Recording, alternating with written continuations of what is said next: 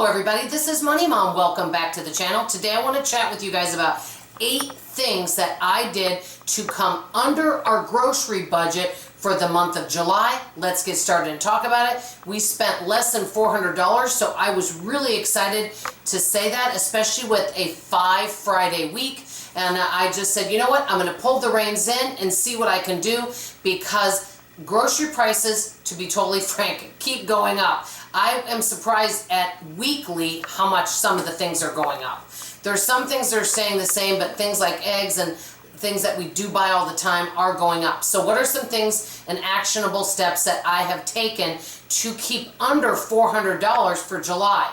And by the way, people might say, well, do you go out to eat? We did go out to eat once and brought food in for my daughter's birthday. Besides that, not at all. So the first thing that we did is, or I did, is I didn't buy any what I call high dollar items. What I mean by that is there's sometimes where you might buy a great big bag of nuts or something and it might $12.99 or $15.99. I didn't buy anything like that that would really gouge into the budget. So I stayed away from what I call high dollar items, such as nuts or things that were higher cost.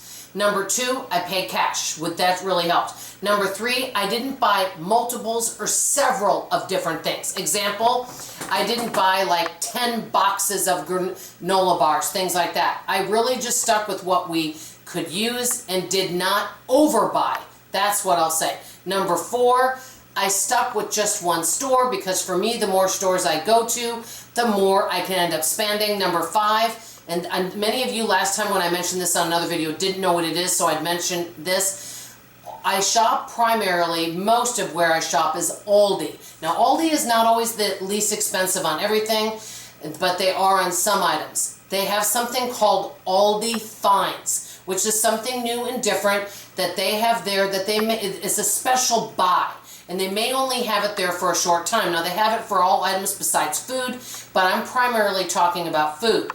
It used to be that some of the Aldi finds could be a great price. A lot of the things now are specialty items, and they're items that may cost more. So I'm kind of staying away from Aldi finds or special buys, because they tend to cost more and they tend to be trending products, and that can really eat at your grocery budget. So I'm staying away from trending type products that have a higher dollar amount. New things that are coming out, if that makes sense. And I'm hoping that I explained that well.